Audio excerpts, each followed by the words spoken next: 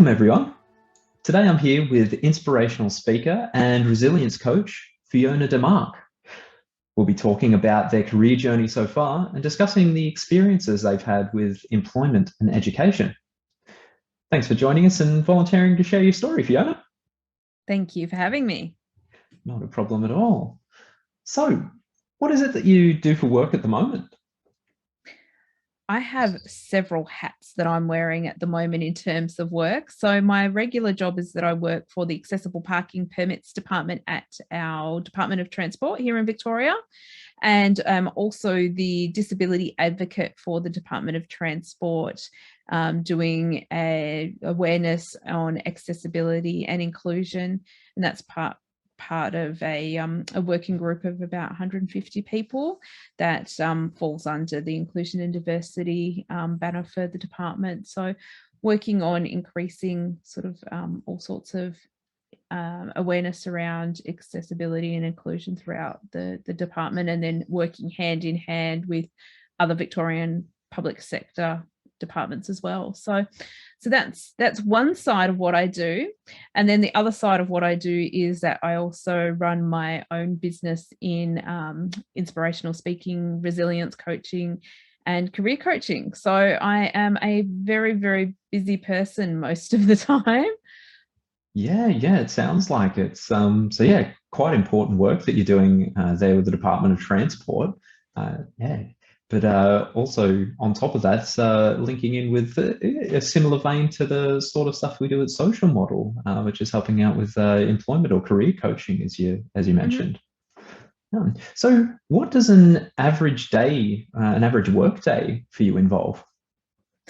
Nice and early start. I am still working from home at the moment and have been due to COVID. We are looking at a transfer back into the office for a hybrid workplace starting in the next month or so. So at this stage, start work at about 7:30 in the morning. So prior to that is generally a good cup of coffee, and some mornings even a walk in the national park prior to work. So that's a really early day. I saw your video of that the other day. It looked fantastic. Very beautiful location. Yeah. Quite often I disturb the kangaroos. We're the first people. The national park hasn't even officially opened at dawn when I rock down there, and so quite often we disturb the kangaroos having their breakfast. So do that, come home, get the coffee on the brew, and into the workday. Half an hour or so to answer emails, just review what had happened from the previous day, and maybe even do a little bit of work in the ability space, which is the working group. And then from 8 o'clock until 4 o'clock at the moment, I am fielding phone calls about accessible parking permits, working with councils and other stakeholders in relation to that. And then in between all of that, attending meetings, doing all the regular everyday bits and pieces that go with my regular job, and then the dotability things. And then after hours, doing presentations, coaching sessions, all sorts of other things wherever they fit in. So yeah, it's a pretty hectic day usually, and sometimes, especially Thursdays, starts with that morning visit to the national park. So the alarm's going off at about 5:30. And my last client finishes at about 8:30 or 9 o'clock at night. So it's a long day. Yeah, such a big day, and it's amazing that you get so much done in that 24-hour space. Very productive. But having said that, I think it's also it sounds like, oh my gosh, like, does this girl ever stop? Like, there's just something happening all the time. And look, I thrive on the challenge of being busy. But having said that, there is a really great balance in between, making sure that I do take that time out for myself as well, and making sure that I am doing exercise and spending time with friends and family, and doing all of those extra bits and pieces that, make that balance with work. So then it is I'm not going to get that whole burnout thing. Like, I actually enjoy doing what I'm doing. Yeah, fantastic. It is something that you have to be a little bit careful of, especially running your own business. It can become a little bit all-consuming sometimes. But it's good that you've been able to strike that balance and look after the things that are important to you as well. So could you tell us a little bit about the story of your career journey so far? Yep. So, look, back as a teenager, I'm legally blind. So I guess growing up, I was always a little bit like, oh, well, I'm not really sure what I want to do. It was always a bit of I guess, a process in working out where I was going to fit myself in the community. And I didn't really know what I wanted to do. And like many of us, we sort of hit that path of the, the join in the road. And you sort of think, okay, well, now I need to make a decision one way or the other. And sometimes we're forced into that. And for me, I guess I kind of hit rock bottom a little bit and realized that I was in a bit of a messy place when I was only about 16. And at that point kind of went, oh, okay, well, you know what? Like, I don't have to be feeling like this. And in fact, there's probably other people that are feeling like this that I have the opportunity to share my own story with and potentially help. And so that was the birth of my career in the helping industries. And so from school, I went to university, moved from outback New South Wales right over on the South Australian border in a little place called Broken Hill, and jumped on the train a week after my 18th birthday and travelled to Sydney and put myself through a social work degree in university. And so following on from that, I kind of thought, coming from the country, I had this amazing idea that I was going to solve all the problems of the city kids. And I did a little bit of volunteer work about 6 months into moving to Sydney and realised that I just had no concept about city life and what it was like to be homeless. I thought, yeah, I can go and solve all the homeless problems in King's Cross.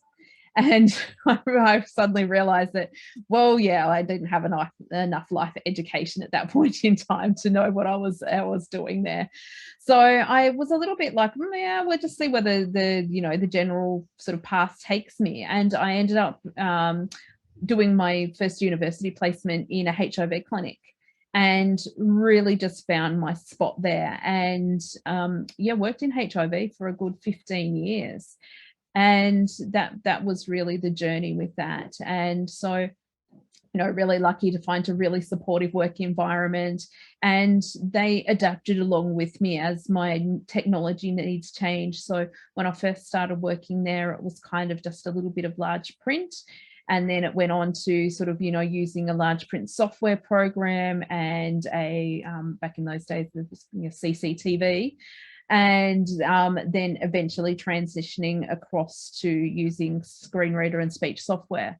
And so that was a really interesting process, I guess, in the sense that I had a really great environment to go through all those transitions in. And so moving on from that, I guess it was a time in my life where sort of, a lot of, hit those crossroads again, I guess. And I took the opportunity to move from Sydney and to relocate to Melbourne. And it was a little bit of a journey in the process of finding a new job. It did take a little while to find somewhere that was willing to support my particular needs. And it was very frustrating. Quite often you would get that phone call to say, yes, great, come in for an interview. And then you'd rock up at the interview with the white stick and tell them that you had a slightly different scenario than what they were expecting. And they would kind of just freak out a little bit, and you'd realize, okay, well, this is probably not going quite the way I wanted it to. And once again, came across a really supportive employer, and that employer was actually a disability employment service. And so I thought, oh, okay, wow, this is the opportunity to help other people that were in a similar situation to myself. And so I worked in that industry for about 5 years, and I guess eventually got a little bit of burnout from dealing with the high pressure kind of situation of that, and thought I'd just go and use my customer service skills for the government for a little while. And that's how I ended up at the Department of Transport. Yeah. It's quite an interesting story. I think I really sort of connected with where you said that you sort of wanted to come to the city and sort of fix all of the problems, and then realized it was a bit bigger job than you first thought. I did a very similar thing. I was like, yeah, I'm gonna try and solve world hunger for a bit there. I'm gonna try and go do something about that. And then the more research I did into it, and the older I got, I was like, yep, a little bit more complicated than I thought. I'm probably not going to be able to do that. might have tried to bite off a bit more than I could chew. But yeah, I myself moved from Newcastle to Melbourne for a couple of years before I moved over to the UK. How did you find Melbourne? How was the move? I love Melbourne. It's just got that nice atmosphere of, just being chill. I think Sydney's quite rushed quite often. It's got like quite a busy kind of corporate, like very focused kind of people generally tend to be Sydney siders, I think, where Melbourne tends to just have that next element of relaxation, and you can talk to the stranger in the street and it's not weird or creepy. And you can sit and have the long dinner or the long lunch, and they're not sort of trying to prod you out of the cafe or the restaurant. So definitely a very different mentality. But yeah, and once again, reflective, like I did actually spend quite a lot of my time in Newcastle. That's actually where my daughters grew up.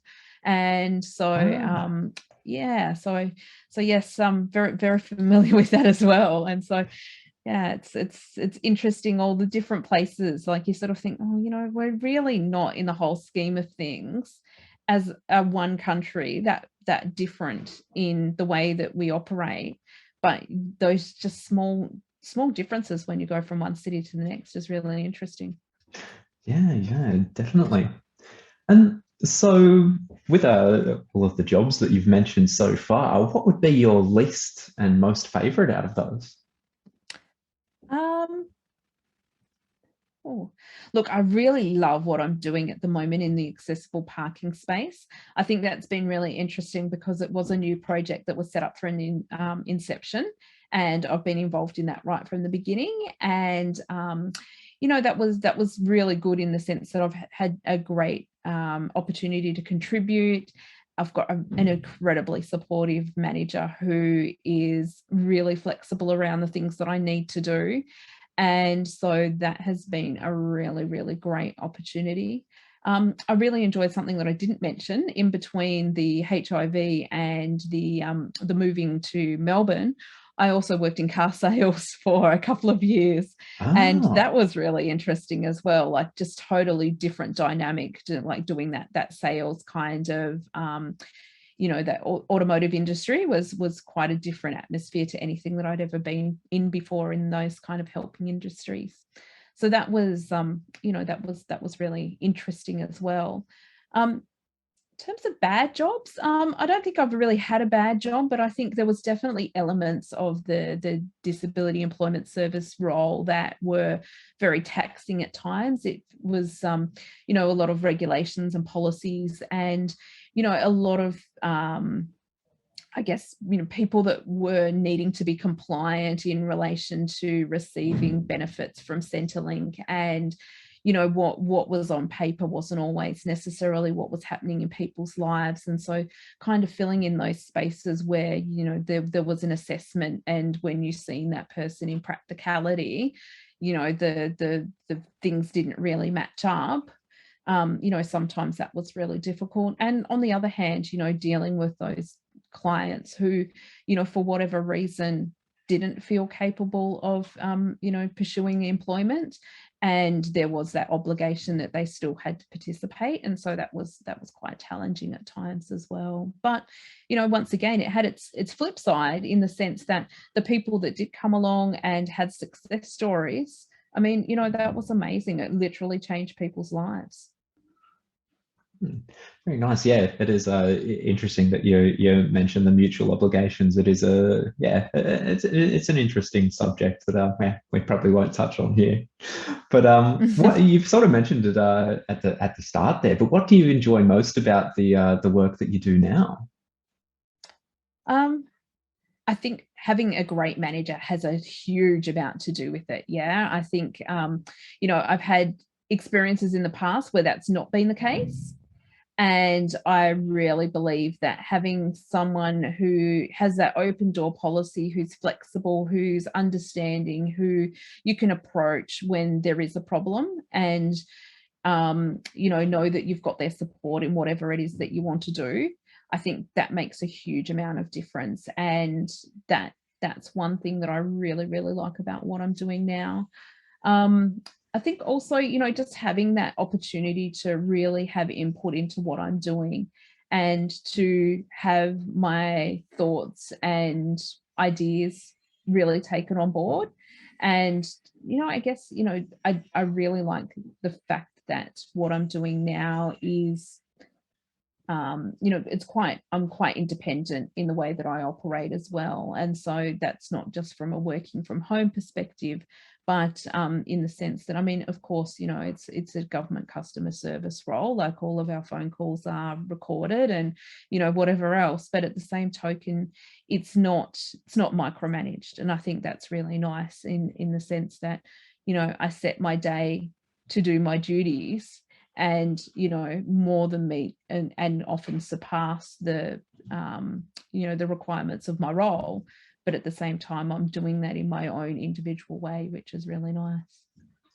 Ah, it's interesting that, yeah, you mentioned one of your favorite parts of the role is your manager, which is probably at odds to a lot of people feel about their managers. I know myself, when I first started out my career, I think I was, 16 and 9 months, I started working at Domino's, and my manager there was absolutely horrendous, yelling at people all the time. And it was just a horrible experience with him. And then a few jobs after that, I didn't have the best managers. But thankfully, when I first moved to Melbourne and started working in recruitment, I had the most fantastic manager. And sort of then after that, the next two jobs that I had after that as well, just managers were absolutely fantastic. And it really, really made me excel at my job and love what I was doing. So yeah, interesting that you makes a mentioned that. huge difference. I think, like, if you've got, that good team, that good manager, you feel, even on those days where you just wake up and go, oh my gosh, like, is it Friday yet? Yeah. Yeah, yeah. And that encouragement of knowing, well, I've got good people that I'm working with, makes the difference in between, yes, I can do this today, and no, I can't. And I think, when you've got that sort of environment, I think you do tend to put in that little extra effort than what you would do if you're just kind of there and you're doing your thing and you just feel like another number. It makes a huge difference. Exactly. And so, do you have anyone who inspires or has inspired you in your career? I don't think so. I often get asked this question, and I think not necessarily, like, there's not one person that I look up to and go, oh, that's the person. But I think there's all sorts of different people for the different qualities. And, if I could pick my dinner table of people who I would like to sit down and have a conversation with, I've certainly got that list. But I think, there's just been people that have probably had that little bit of impact along the way. And it might have been a teacher, or it might have been someone that I've met in an employment circumstance, or at a meeting, or, just in general, or even, seeing somebody that is doing something that's extraordinary, whether it be sort of, on television or in the media or social media or something. I think, I take a little bit of everything from everywhere. So there's not necessarily one person that I sort of, mold myself against. It's more, yeah, I like that from you, and I like that from you. So yeah, let's kind of, take those ideas and then mash them all together. Yeah, that's really cool. Like the smaller contributions of the many, and sort of scrapbooking your Mm, inspiration. Yeah. mm. So have you ever experienced any barriers to gaining employment in the past because of disability? I know you mentioned before, when you come in with the white stick into interviews, that's been a little bit of an issue. Yeah, and I think that was the major thing. And I think, it goes back to that whole concept of people are sometimes a little bit reluctant to think outside of the square. No matter how good your skills are, they sort of just kind of put you in the too hard basket a little bit sometimes. Sometimes I find that there's little tips and tricks, and the more, I guess, involved in the process I got for myself, and then obviously as a desemployment consultant helping other people as well, I realized that there's these little tips along the way. So for example, one of the things that I now have, and of course because I've worked a fair bit in disability in my roles, is there is mention of that in my resume. I mean, it's not bluntly obvious. However, if you read between the lines, it's certainly there. But if someone has missed that, and I'm now at the phone interview stage, I will ask about accessibility and inclusion if they haven't asked already. And you will find that many job opportunities these days do actually say, hey, do you need to have an accessible interview process or something like that? But if they haven't, then it's just the simple thing that I tend to do is, okay, come in for the interview, okay, it's at this address, blah blah blah. And so, okay, can I please check that the building is accessible? Where can I find the lifts, this, that, whatever, because I'm vision impaired. And so straight away, before I turn up at the interview, I've now given them the heads up in a quite relaxed kind of atmosphere. So I've kind of worked out how to counteract some of those barriers. But I think, they're still there, and they will probably always be there, because there's always going to be those people that don't quite understand the whole idea of accessible workplaces and workplace adjustments, and that people with disabilities have just as much and often more to contribute than what other people do in terms of skills and experience. So I think there's always going to be those potential barriers, but I think as someone with a disability, there's always the opportunity to work out how to work around them and to eliminate them as often as possible. And in an ideal world, it'd be nice not to have to do that, but let's be realistic. Sometimes you've got to do the hard work to get the results that you want. Yeah, it's interesting that you mentioned that you are quite open and telling people about disability straight off the bat, because I often mention that to my clients, and some of them are a little bit afraid that they'll be judged, or they won't do as well because they've expressed this to potential employers. But the way I sort of come at it is that if you're going to mention that to them and they're going to disadvantage you because of it, then you probably don't want to work for them anyway. Exactly right. Like, yeah. And that's all about, it's very interesting. And especially, I mean, I imagine when you walked into Domino's at 16 and 9 months, you were a little bit like, oh my gosh, thank you for giving me a job, this is the most amazing thing ever. Even though, sounded like it was a bit of a drama at times. But that's the reflection, I think, as we progress through our careers. I think you realize that the interview process isn't about just the employer interviewing you. It's about you interviewing the employer and realizing whether this is a great fit for yourself as well, because it's nothing worse than going and spending 8 or whatever hours it is a day at work doing something that makes you feel uncomfortable or you don't like, or just isn't ticking your box. I mean, it's a huge percentage of your life. You want to make sure that you're going to do something that you enjoy. Yeah, precisely. I couldn't have put it better myself. Yeah. So have you ever faced any challenges at work because of disability, and how did you go about overcoming these? Look, I think it's it's an ongoing process, and that's part of my role with the Department of Transport, doing the accessibility, inclusion, awareness stuff, is that it's not an ideal world. There are software systems that don't work sometimes with the screen reader software. There's things that I guess need to be established to have a set process to make things more equal. And so a perfect example is a prior role that I had at the department before I did the accessible parking.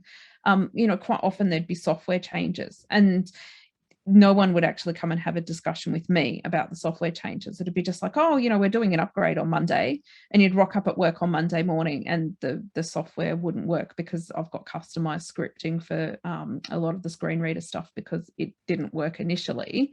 And so it was all customized. And as soon as someone changes the back end of it, obviously all of that customization programming just out the window. And, they say, oh, but, we checked with blah, blah, blah. And it's like, yeah, well, if you had have come and checked with me, then I probably would have given you a different answer than what that other person who doesn't use the software was actually going to give you.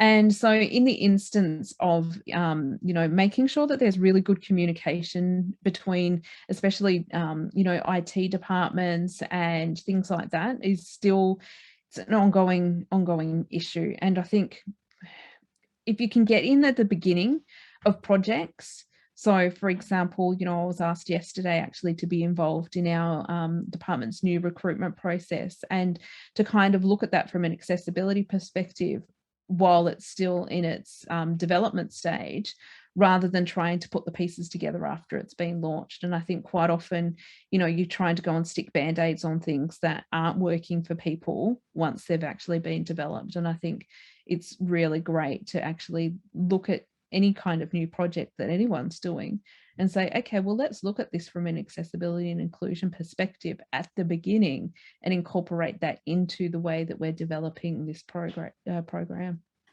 So yeah, that's pretty much where it's at the moment. And it's ongoing, and there's always new adventures, always new barriers. And of course, for me, my barriers are sometimes completely different to what somebody else's are. And that may be even somebody else who has a vision impairment that's using screen reader software may even find totally different like barriers than what I do, because everybody has those individual circumstances. And so that's the other thing for a workplace, not to just go, everyone with a disability falls into this box, because that's certainly not the case. Yeah, most definitely. And it is a tendency that some organizations have to do. So do you think that your vision impairment has helped you throughout your career at all at any point? Oh, absolutely. Look, I think it's made me become a much more resilient person. It's certainly given me strengths. It allows me to multitask really well, have a great memory for information. So once I'm trained in something, I remember and retain the information. There's certainly lots of advantages to it. There's obviously some drawbacks, but as a whole, I try to embrace my disability. I think it's part of who I am. It's not like I can just leave it at the door. So therefore, let's make the best of it, and make the things that are positive really shine through. And the rest of my skills and experience obviously are just part of who I am as well. So it all just goes hand in hand, I think. Very nice. And so I know you just mentioned that you're sort of working on the recruitment at your job at the moment, but what is one thing that you would tell a recruiter to make the application and hiring process fairer for everyone? I think asking those questions about accessibility needs at the very beginning, making it not seem like it's a big deal. It's like, okay, this is part of who we are. We're going to embrace that. It's not just because we've got a policy and we have to tick the box for statistics. It's actually really making a difference to say, okay, yep, this is what you need to do your job. We're going to support you in that. We will look in and find all the things that we need to do. So things like job access or whatever needs to happen, make sure people have got flexible work arrangements if required, make sure those support networks are set up from the very beginning. In organisations that do have a support network for people with disabilities, link people into that from the beginning as well. Really establish that feeling of being embraced within the organisation as who you are, and not being made to feel like, oh my gosh, like I've got something different, I'm separate. And to make sure all those things are established and put into place before the start date. Nothing worse than having someone on site and them standing there and feeling uncomfortable because the technology isn't available yet, or they don't have access to the building. Or we've all had it. You rock up at work on your first day and someone hasn't set up your username and passwords properly, or something like that, or you haven't got your security clearance to get into the building. And just imagine that on a level where you may, I guess many people with disabilities would probably personalize that and not just look at about it as an issue for everybody, but oh, well, if I didn't have the disability, this wouldn't be happening. So now I kind of feel like I'm already on the back foot. So to ensure that people are feeling included right from the very beginning, and, you know, to ask those respectful, relevant questions, and, you know, ask them of everybody, not just someone that necessarily says, yes, I've got a disability, because people have got all sorts of things happening in their lives. I mean, they might be a carer, they might be, you know, all sorts of various things might be impacting upon their ability to be doing their job. And so it's not just specifically about disability. I think it's just having an open mind about everybody as an individual. Yeah, that's a lovely sentiment to have about inclusivity in general, rather than just focusing on one sector or population over the others. Do you have any advice for anyone with disability out there who may be having a tough time with employment at the moment? Reach out to someone that will support you. If it's not your direct manager, you know, make sure that you've got good peer support to start off with. If there is a network group that you can join, be involved in that. If you don't have that support within your workplace, reach out to a support network outside of your workplace and obtain some support and information from somewhere else. And definitely try not to personalize it. I think at the end of the day, the responsibility lies with the business to ensure that you are in a safe and comfortable work environment. And whatever that looks like, then you know, that's obviously the responsibility of your employer. And you've got to be open and honest as well about what your needs are, but have that open communication both ways, I think, is really, really important. And if you're not getting the answers that you need from your immediate manager, then, you know, potentially look for them elsewhere. And I think just, you know, really, really embrace who you are. I think so often people with disabilities are so afraid to kind of, you know, take that as part of their identity, and quite often they're afraid to have those discussions with people and, you know, to really sort of step out there and own their disability. And I think the more you can do that, the more that becomes normal, the more comfortable you're going to feel in yourself, because you're just being yourself and bringing your authentic you to work. And at the same time, it's going to make the workplace much more accepting and, you know, continue to change that framework of, you know, what it was like 30 years ago was sort of, you know, not as inclusive and accepting as what it is today. You know, what's it going to look like in another 30 years if we're all able to bring our authentic selves to work? Well, I think we can probably leave it there for today. If anyone at home is an NDIS participant looking to engage with employment in the Newcastle, Hunter or Lake Macquarie region, then get in touch with Social Model to see how we can assist you. Fiona, was there anything else that you wanted to add in there before we finish up? Yep. If anyone wants to find out a little bit more about what I do have a website. So it's www.fionademark.com.au. And as you briefly mentioned earlier, I am all over the socials, and you can catch up on what I'm doing, including the early morning kangaroo visits at the national park.